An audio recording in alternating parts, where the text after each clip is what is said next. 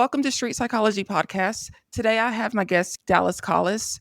He's going to talk about resilience, overcoming some challenges in his life, and giving us an idea of how to move forward. Let me start an introduction by asking for an agreement between us. Okay. And that is a peaceful heart, calm, love, happiness. And that's the simplicity of every human experience. Could you agree with that?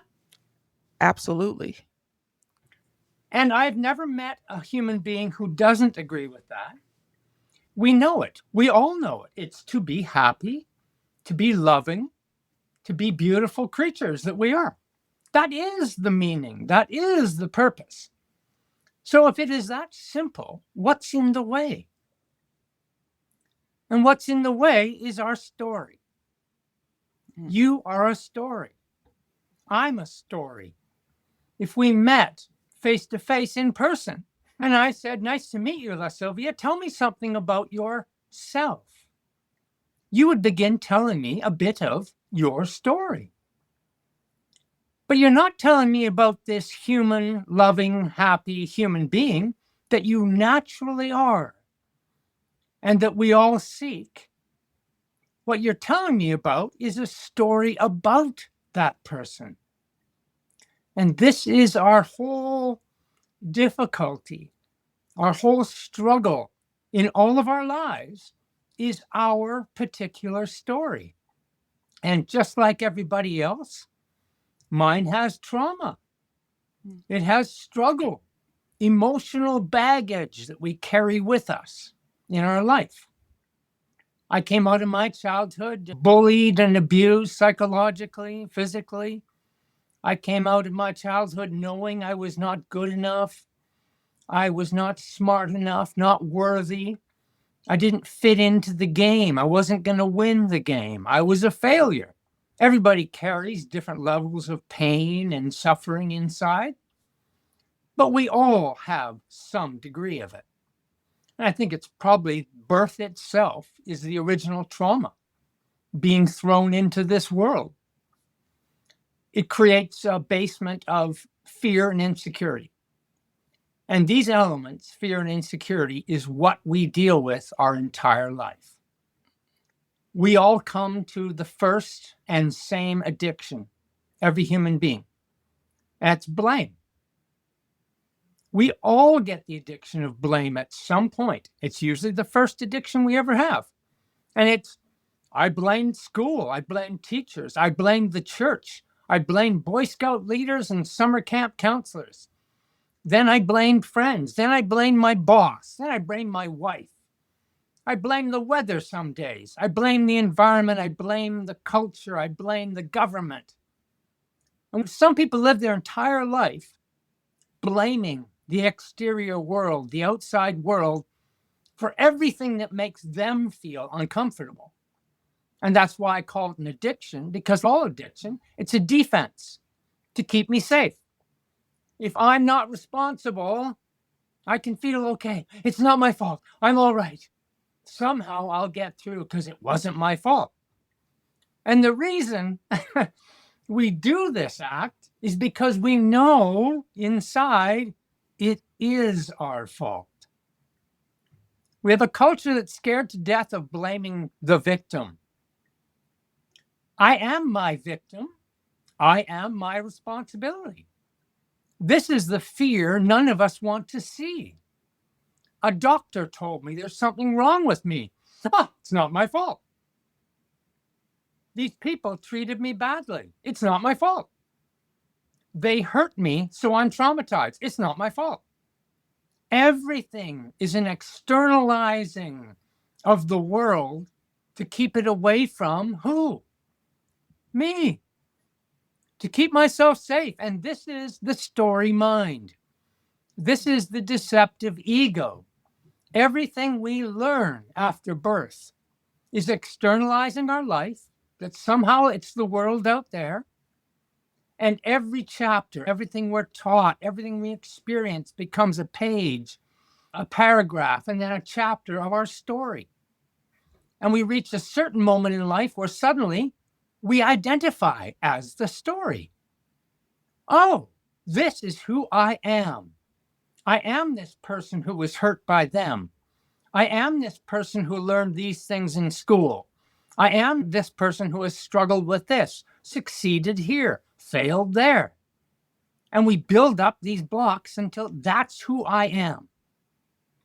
And what we've done is externalized our true self. Everyone alive looks into the face of a newborn baby. The baby is placed on its mother's chest in a nice warm blanket, and the baby calms down. We look in its face, and we all see the same thing. We see beauty, love, and happiness.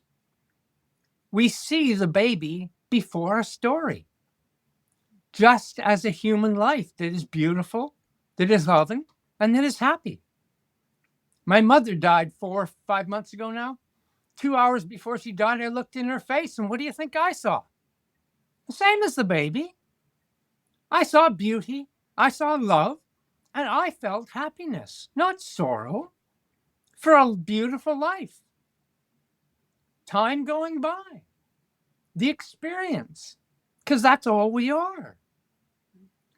When I put in grief and sadness and loss, this is a creation of a story. That's attachment. I attached to a trauma that happened 50 years ago.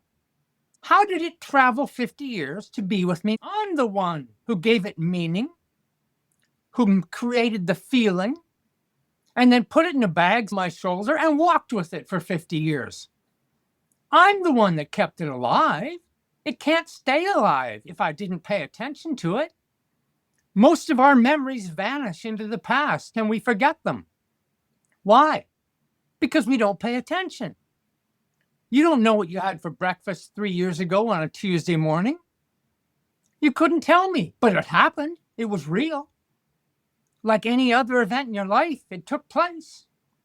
But you don't remember because you didn't pack it with you. You didn't make it important. You didn't decide what the meaning was. You didn't inflate the feeling, whether it's hurtful, helpful, happy, sad. That's all you. We create these things. We carry them in a story we believe because we are creatures of the past. Everything we know right now in this moment comes from yesterday. Our entire life is built on yesterdays. I packed a bag so full of pain and anguish that I had to move from blame to alcohol. I needed a stronger drug to medicate against the pain. Then I needed drugs to add to the alcohol. Then I found a partner who was equally damaged, traumatized, alcoholic, and drug addicted. And so you enable and work together to try and fight your pain. And there we are with 25 years of marriage, a nice house, a business, 2 beautiful children, cars in the driveway, vacations. How normal could we look to the outside world? But under the roof of that house is, of course, a war zone. It's a terrible, toxic place to live. There's 2 people so badly damaged they can barely survive. They're violent, angry, terrible situation. But we throw on the mask of our identity and walk out in the world and play the game, play the part, get on stage. And I run my business and we're successful. And we go party with friends and we're the happy couple. We have all these masks to keep us going. They're all addictive processes. They have nothing to do with reality. And we pretend identity is some strong, needed human thing. It's ridiculous. Identity isn't real. You can't self-identify. The voice that says to you, you're a dummy because you did something wrong, is the same place that's saying this is your identity. It's an illusion so that you can play in the story, so you can stay on the stage and feel like you belong to your tribe, your group, your friends, whoever, because it fits you in to the story. And we decide this is the truth of us. Now, I get really lucky. Most people don't get this lucky. I wake up one morning, 3 months into a pandemic, and I have cancer. In 12 months to the day, I go through surgery and cancer treatment. I come home, my wife and I split. I lose my house, my wife, my family, my business. 12 months to the day, I wake up the one morning and I'm suicidal and still alcoholic. I could not be a luckier human being because it cracked open the door. Because my story was burned to the ground. The person I thought I was in ruin, that person is dead. So what am I? And now for most people, this is the point of departure that you and I may have. Because we'll use the word resilience, rebuilding, struggle, determination, incredible courage to get back on your feet and rebuild your life. I say bullshit. I did the opposite of all that. I wasn't resilient. I didn't go back to my story. I don't want to recover my story, recover my past, find that strong person. That's a self that was a fabrication. And people say, oh, you have to believe in yourself, be determined, disciplined. And I say to the people I work with, I say, do not believe in yourself. Because the self you're believing in is a story you believe in. One day I'm watching a podcast. They were talking about consciousness. Woo, silly, fluffy, spiritual stuff. I'm making dinner, and in the background, the man on the podcast says this one line. And I literally fall to my knees, like in a Hollywood movie, which I never believed was real. I literally felt that bolt of lightning go through my head. And the man said, show me yesterday. That was it. Our entire existence is yesterday. We believe our stories, our history, our memories, our experiences. When he said, show me yesterday, my rational mind stepped up and said, hold it a second. What is yesterday? Where is it? I can't go over here to a filing cabinet, pull it out and go, look, LaSylvia, here's yesterday. What do you think? It's not reality. Where is it? Why isn't it a physical thing? Yesterday I was in my home. Yesterday I went for a walk. What happened to it? I'm here right now today. We're sharing our physical existence. But if yesterday is only a memory, only something I believe in, how could just believing a story take me to the edge of suicide? How does it take people to suicide? How does my struggle, stress, anxiety, trauma build up inside my body until it is expressed physically by cancer or heart disease or diabetes? How is this possible? Just because we believe a story and that story can kill us? If I can convince you, my good citizen, that your neighbor is evil, your neighbor wants you dead, your neighbor hates your way of life, they hate your freedom, they want to take it away. And if I can scare you enough with that story, you're willing to join my army and go kill your brothers and sisters for freedom. Look around the world at the collective story mind of all of us together in fear and insecurity. And you've got people being killed every day because we're afraid, because we're not secure. This is a story we believe. 8 billion people in the world are struggling to be happy. And they're lost in a story of fear and insecurity. And so no wonder we are so confused and life is so difficult to us. Because the reality of the love, the beauty, and the happiness has been supplanted by the story. And so we believe the story's true, and we don't believe that we are simply love, beauty, and happiness. Because that's too simple. It couldn't be true. We're raised as children to see the complexity, to strive for achievement, get to the next grade, pass the test, graduate, go on to college, get a car, get a good job, find a wife, get a house, have children. It's constant achievement. To what end? Retire? Rest? Be happy? What an incredible game we've bought into. We are raised on stories.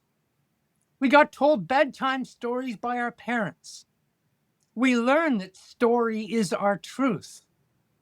We go to movies and they make us cry. How is that possible?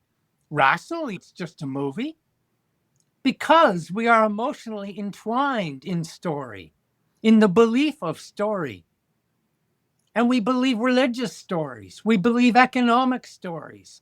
We believe health stories. Millions of people today in talk therapy, on psychoactive drugs for mental conditions. Young people like never before suffering mental illness and disorders by the dozens. These are creations of stories. They're not a reality. I don't believe any of it is real. We buy into it. The Me Too movement wasn't just women and rape. It is psychology. I've watched the last 20 years or 15 years online. I've been diagnosed with this anxiety disorder. Oh, me too. Oh, me too. I have this trauma. My inner child is, oh, me too. Oh, me too. And it's exploding in a psychological fragility that we're creating around the world. And at the same time, we've lost the foundation of leaders that were honest and strong. We now see they're lying, manipulating, and we're losing the foundations of our belief in these stories. And that's what's feeding all this psychological fragility. And we need to return to understand you are the beauty, love, and happiness that you need to be. You don't achieve anything. You're here already. Right now, today, you and I are right here. There's no problem. Not in your world, not in mine. You're not right now going, oh, tomorrow I've got to do this. Oh, I wonder what's going to happen. Right now, you're not going, oh, yesterday I screwed up. I wonder if they're mad at me. You're just here. We have to get out of the story of yesterday and tomorrow, the imagined, and live in reality. Right here, right now. Two human beings. They're loving each other right now.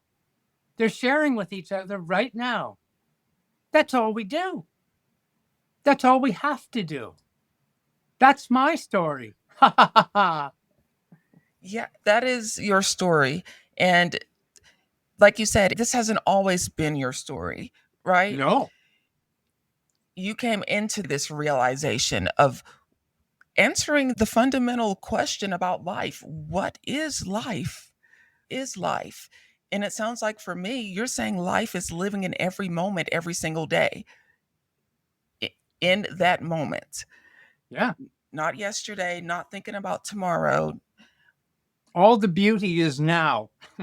It's nowhere else. When you stand at the edge of the ocean and feel the awe of the smell of the salt in the air, the wind, the sound of the waves, the earth breathing in your face, that is the beauty. Looking in that child's face is the beauty then, that moment. That is us. No one looks in another human being's face and goes, hate, destruction. No, we have to be taught that. We have to take that story and then believe it. I drank with a friend for 15 years every day after work at the same pub. I went my way, my life of destruction. in my 1 year of collapse. He went another way. He ended up on the streets, homeless, fentanyl addicted, one of those zombies bent over, standing on the side of the road. I assumed he was dead and gone. I'm sure he assumed the same as me. One day I walk into a coffee shop just 8 months ago or so, and there he is sitting in the corner, reading a book, enjoying his coffee, just as normal can be, and I'm just shocked. And I just rush over and, oh my God, tell me the story. What happened to you? And so he tells me a story that a street preacher that came by all the time, talking to people, suddenly clicked with him. He got interested. He started to listen. He went to meetings. He ended up going to the church. His addiction vanished. His disorders melted away. And he would say, I was saved. And we've heard this story a million times. People are saved by religion. He found a story that said, you're accepted, you're loved, your sins can vanish. He believes the story, and what happens? Guess what? We are believers. We are believers of stories. Now, I'm not trying to say religion isn't important because it's just a story. Our beliefs are incredibly important, but they cause as many problems as they can cure. And we live in a world of materialism where we're told that rational, truth, all these things are the way to live, but no one lives based on their brain saying it's true. We live on the mind of our story that we believe is true. This is the emotion, the feeling, and the incredible temperaments that we express with one another, the struggling, the pushing, the pulling, the arguing, the fighting. This is all in belief of story. And we all have the ability to see out of our story. And I say, why have an identity? Why have a story? Why not just be that loving, beautiful human being and live your life and enjoy every damn day? Because you can. And people say it's unrealistic. And I know the culture is so strong against our happiness. Yes, against our happiness. Let's say tonight I'm going to a hall to speak to 500 people. I walk out on stage and I say, good evening, ladies and gentlemen. My name is Dallas Collis. I was badly abused as a child, traumatized. I carried terrible anger and pain for years. I fell into addiction. I was not a good human being, and my life crumbled to the ground. I went through cancer. I lost my wife, my business, my home, my family. I was suicidal. And then I started to turn it around. I got strong. I found the courage to stand back up on my feet and recapture my life and be powerful. I'm here today to share it with you, to tell you that we can all do better. And the crowd is clapping and they're patting me on the back for my courage and my strength. Now, LaSylvia, I walk out on that stage instead and I say, good evening, ladies and gentlemen. My name is Dallas Collis. I've never been hurt. I'm not angry or sad. I've never had a problem in my life. No struggle I couldn't walk through. Because my life is just happiness. It's love and it's beauty and kindness. And I enjoy every single day of my life without a problem.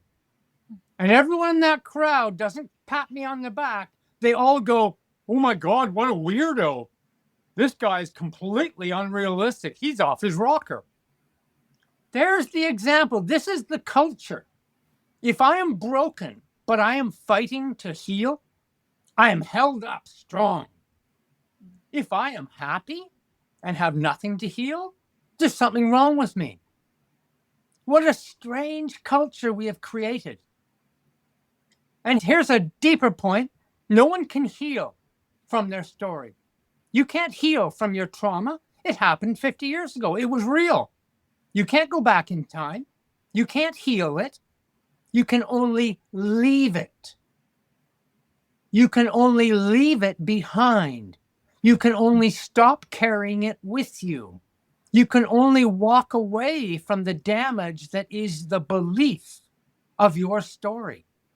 The only escape is leaving our stories, either for a better story or for no story at all. In this, I agree. If you go out and you're saying, I'm happy, I don't have anything to heal, I don't really have any issues, I've already worked through those, or however you want to say it.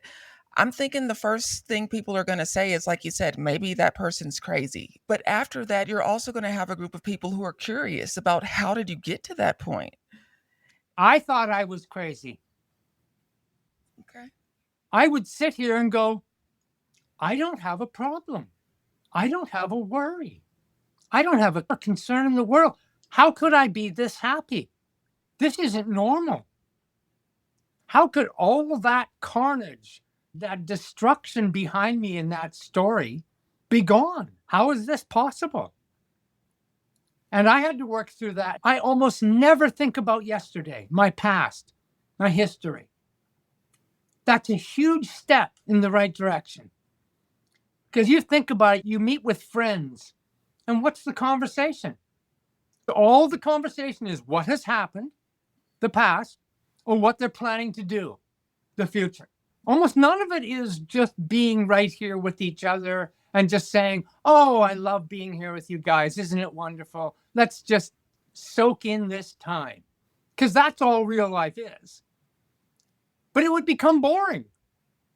The story is a drama. So we talk about yesterday and what happened and the struggles and the fight. And we talk about tomorrow. We are constantly escaping the one place that the love and beauty and happiness resides, which is right here, right now. And we're constantly falling into memories of the past or imagined tomorrows, where all the fear and insecurity resides. Our whole life, our look at the world, we are told since we are children, life is hard, it's a struggle, you've got to work hard, you've got to struggle and fight and for everything you want. We are taught this complex, difficult world around us. And yet the reality, in every moment where we find that beauty, love, and happiness, is that just holding hands with someone quietly. They're in these simplistic moments that we feel our absolute best and happiest. That is the sign. It's knocking on the door for everyone. Be here. Be happy. Don't go there. Don't spend your time there. So one of the things I did to help me get there, from AA, I took this one idea.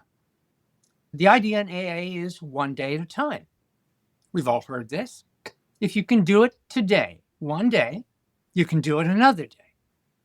So I took my whole life and said, what if my whole life was one day? We sleep for 8 hours, so we're awake for 16 hours. We are consciously awake for 16 hours. That is a day. I said to myself, what if I only ever live one day?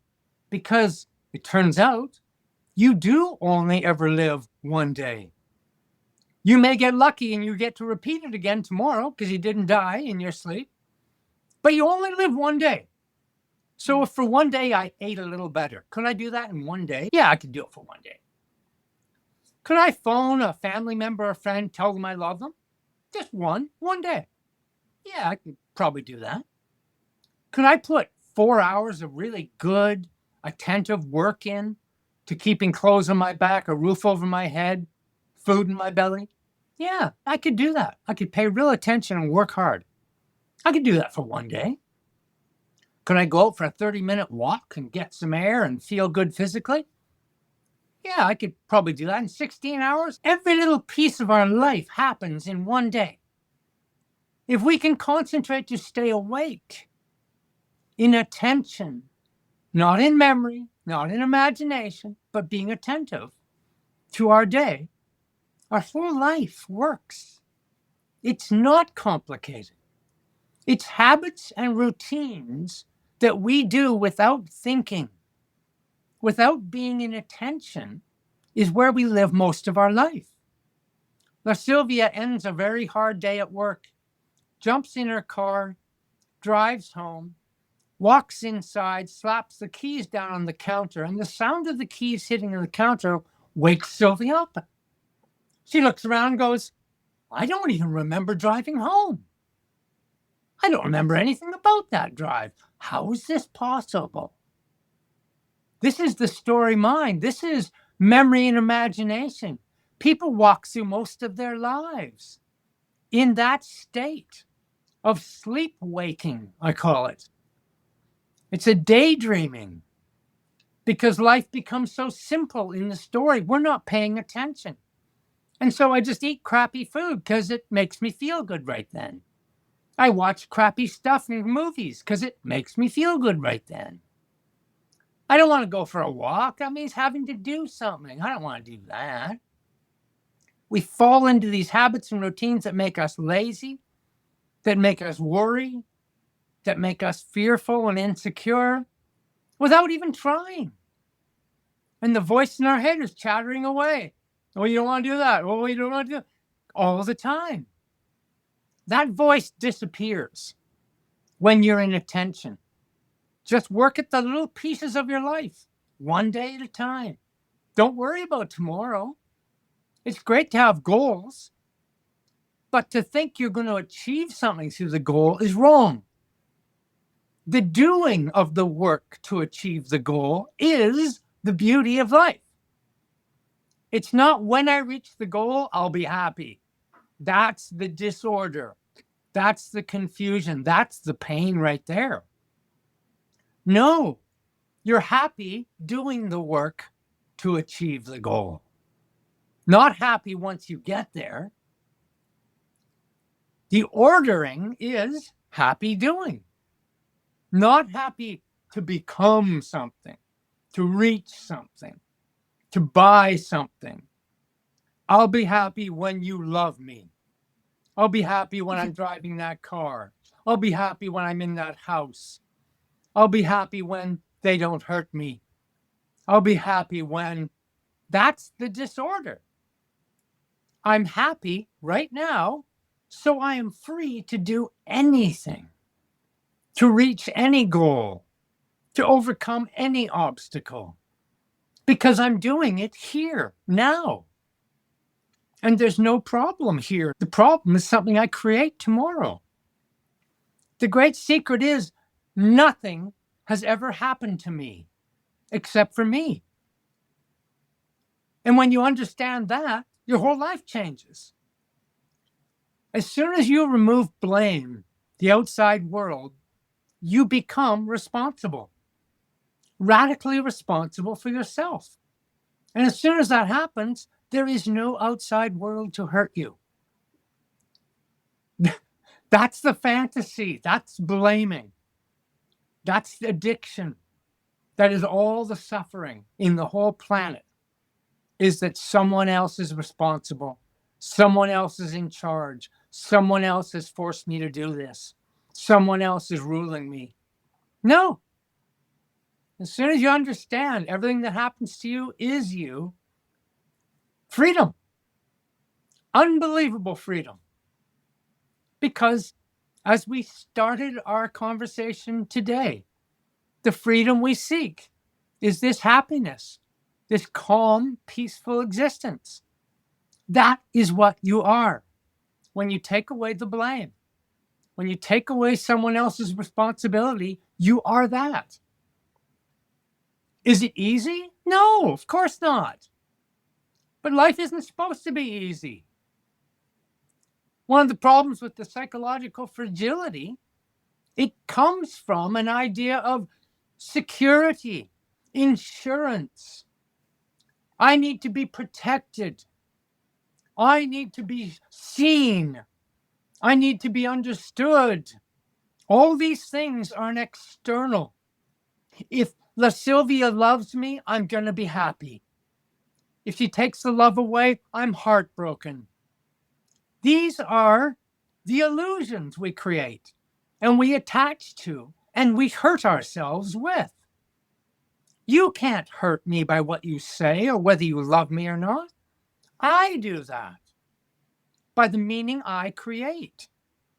No other human being has a meaning to me. until I create the meaning. I can't love you. You can't love me. We are both made of love, and we can share the love. So it can't be taken, stolen, created. It exists, as each of us does. We are love. We are beauty. We are happiness. We can share that with the world and ourselves and each other, or we can be afraid and fight and push it away and hope that you help me. I don't need help. No one does. That's fear and insecurity, that we are not whole, that we're not complete, that we're not good enough. You're good enough. You're the winner. The most important person on planet Earth is LaSylvia Brown. There is no one close to being as important as you, because if you weren't here, there wouldn't be a planet Earth. There wouldn't be love, happiness, beauty. It wouldn't exist because you're not here. And so you're the most important person on the planet. And so are the 8 billion other people.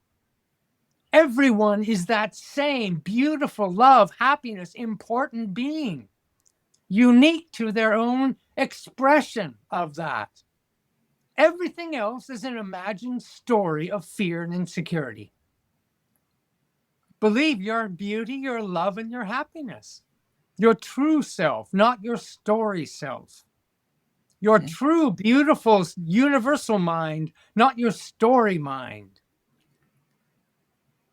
Yeah, I'm just going to say this because I want to make sure I understand. It sounds like when you started to make that change and that realization that happened, it was after, like you said, you woke up, you'd lost everything. You were diagnosed with cancer. We were already in the pandemic. But Yeah. then on top of that, everything came falling down. That's when you really woke up. Absolutely. So I had a professor who talked about the terror management theory. It's when people are faced with death, everything changes. They become better, they see things more clearly. And you were Absolutely. faced with death. Mystics and sages and gurus have spoken for centuries about suffering, that pain and suffering is the human condition, and that you can't awaken without suffering. And it appears to be true because, just as your professor said, that terror wakens so many people, maybe not to the extent that I'm talking about here today, but I think that suffering also works in a slow motion. And what I mean is, talk to people in their 70s, 80s, and 90s, and you will find some very common expressions of all that stuff I thought was so important really wasn't. It's the adage, no one on their deathbed says, I wish I spent more time at the office. Those are subtle little pieces of waking, because they're awakening to all that life. This is why, as people get old and closer to death, they begin to see a clearer picture of life that doesn't have all the baggage, that isn't weighed down with all these important things. There's very few 80-year-olds going, oh, I really want a Lambo. I really want a hot chick and a big house. Why? They're still alive. Why wouldn't they want the same things if these goals and dreams were our nature? It's because I don't believe they are our nature. They are the struggle. And if you're hit with a big enough struggle early enough, you'll wake up. Maybe I'm just waking up earlier than the 90-year-old. So it's interesting to look at. Is it the suffering in a big way? Is it slow burn of suffering that leads us to the same place anyway? And if we all want to be happy, why aren't we? What's in the way? This journey, this story, this slow burn of suffering, why are we doing it?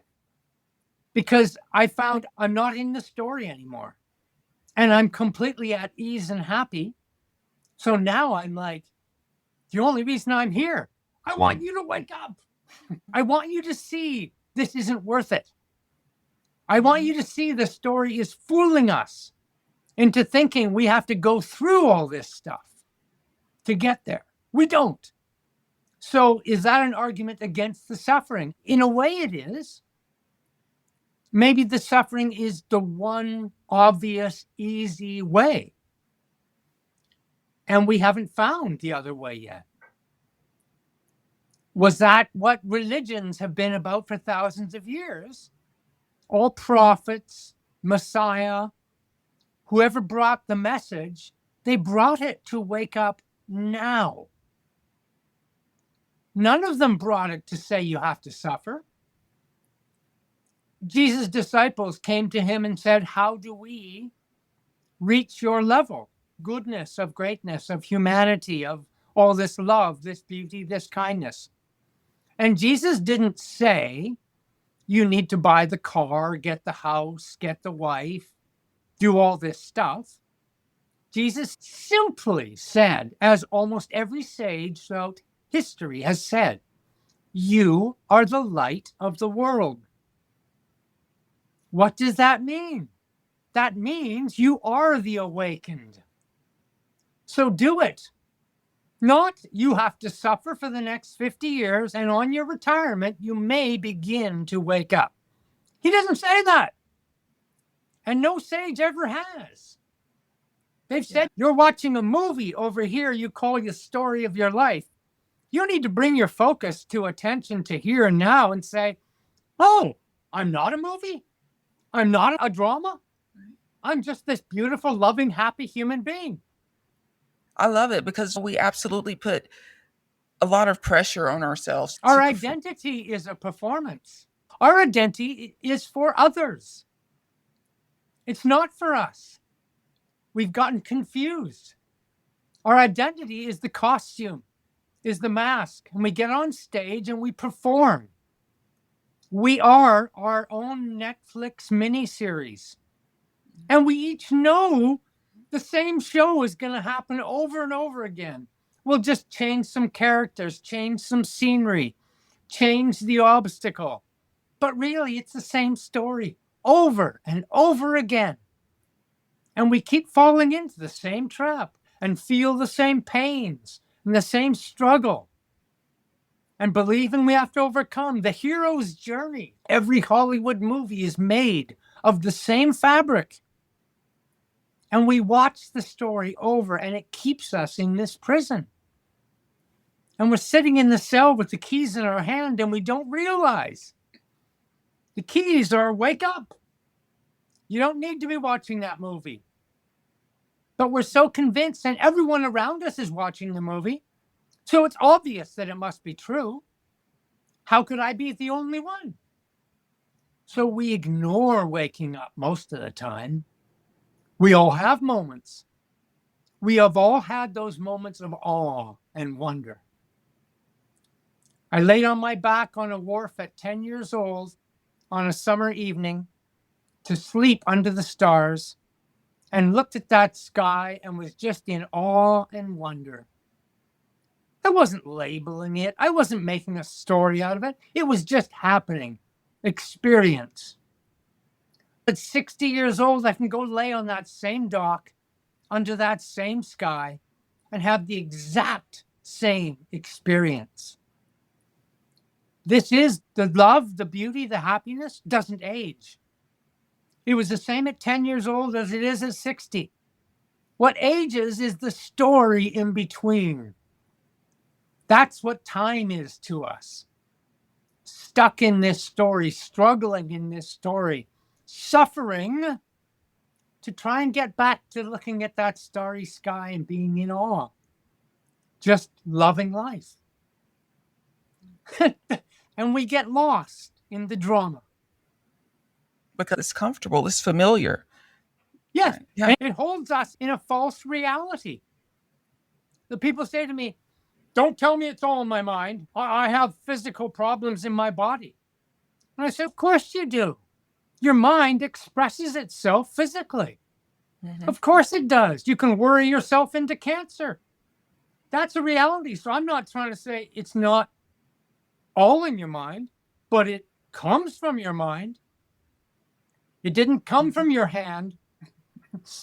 You had to have the thinking and the meaning and the feeling to get it to your hand. I guarantee you. Yeah. And I just want to reiterate, like Dallas said, changing like this and starting to think like this, it isn't something that No. I would realistically expect to be easy. It is worth it, right? It is worth it to consider what it could do for your mind. Like you said, the mind and the body are so connected that it's not going to be easy to just disconnect something that you've believed your entire life and that's morphed into this being that's become you. And understand the word Mhm. you just used there. You've done this all your life. We are beings of practice and repetition. You have practiced believing who you are. You have done this over and over. You've watched the movie so many times, you know every word of the script. So to change, you have to see a different picture of yourself and practice it. That is the difficulty. You have to intentionally, with attention, practice eating better, going for a walk, telling people you love them. You have to practice it and make it routine in yourself until, you suddenly go, holy crap, this is great. I could have done this all that time. A friend the other day said to me, are you angry that it took your whole life to get here? And I thought about that. It's easy to regret the story you've been living in. It would be easy to be angry that you had to go through all that suffering. But I realized if I only got a half hour of this before I died, my whole life would have been worth it. If I only got a week of love and happiness and beauty, that clear, conscious understanding, everything would have been worth it. Everything. Any trial, any struggle, any tribulation from the past was worth it. That's why I say cancer was worth it. Burning my life down was worth it. And it wasn't pain. It wasn't horrible. It was beautiful because it opened the door. It allowed me to get this. I'm sure I would have been an addict until I died. I'm positive. If I didn't wake up, cancer would have killed me because it is the expression in the body of the pain I've created in my mind. And if I did not leave that mind, the story mind, I would have died. I absolutely believe that. So worth it? All the crap in life is worth it if you can escape it, if you can wake up to it and realize, wow, this is amazing. Often people, men particularly, will say to me, the greatest moment of their life, oh, was the birth of my son or the birth of my daughter. And there's a reason that they often all have that expression, because that's a moment of being awake. That's a moment of experiencing just beauty, love, and happiness. And so it sticks in your heart somewhere because it's the real you. And then you walk out the door of the hospital and you go back to your real life and crappy traffic and, I got to get to work and blah. The story arrives again. But for a moment, you were out of the story. And the beauty, love, and happiness showed up. Some mornings, all of us, have woken up and just felt great for no reason. Maybe it didn't last very long. And we've also slept and woken up in the morning and felt crappy. And what was the difference? I guarantee the difference was the story was playing in your mind while you slept. Sleep was hard. You were waking up all the time. You wake up just feeling great. And that was escaping the story. It happens to all of us. You can practice escaping the story. You can practice and work at it and stay in attention and lead yourself out of that story you have believed. Yeah. Stop blaming. Stop blaming. Take blame out of your life and your life will change dramatically. So is it necessary to have a moment of blaming yourself first? No, it isn't. That's just a choice of words because I think language doesn't give us all the tools to explain things outside the story. That's why we'll say woo and mystic and all these kind of words, because it's very difficult to articulate being out of your story. I had a bout of depression about 6 months before cancer. I believe that bout of depression was a call telling me to wake up. I think that's what depression is, because it suppresses all your feeling. We are beings of feeling. Everything we experience, we derive a feeling from it. Sounding right feels right. Tasting right feels right. We are feeling creatures. And when it brings back to language is try and tell someone what depression feels like. It's almost impossible because depression is such an empty space of darkness that there almost isn't language to tell you what it really means unless you have felt it. And that is one of the problems of leaving the story. It's difficult to express to someone. I can't say much past the love, beauty, and happiness. And so when you remove the blame, you're really not blaming yourself. You're just taking the responsibility. Because when you take the responsibility, that means you own the baggage. And in that sense, you are to blame for the baggage you own. But that responsibility gives you the courage and power to put the bags down. If I blame you for my problem, I can't put my problem down because I haven't taken ownership of it. And so I have to carry my trauma because I've blamed you for it. But once I take responsibility, I now own it. Oh, I can put the bag down. It's mine to let go of. If I keep it in your ballpark and blame you for it, I don't own it. So it's not mine to put down. So I have to carry it and suffer.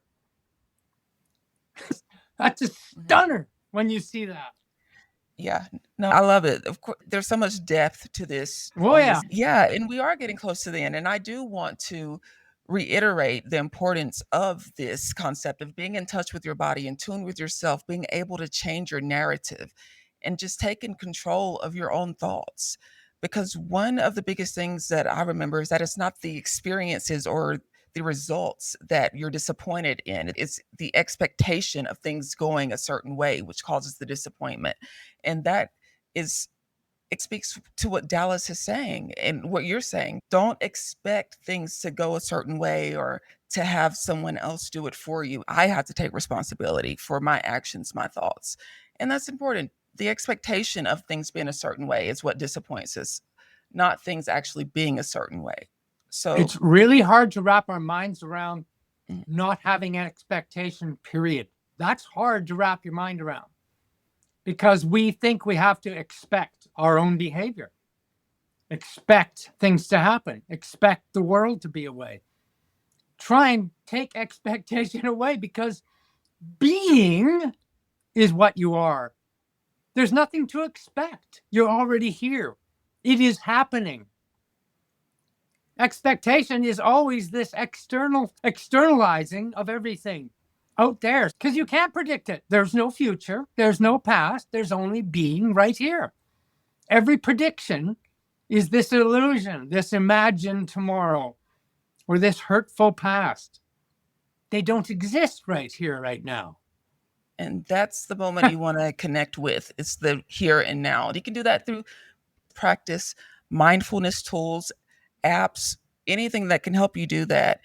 And on one last note, I want to say I remember hearing a long time ago is that when people were on their deathbeds and they were asked the question, what is the thing that you would change about your life? The most common reaction was, I wish that I would have lived the life more authentic to myself. If that does not put into words what I feel Dallas is saying, then I don't know what does.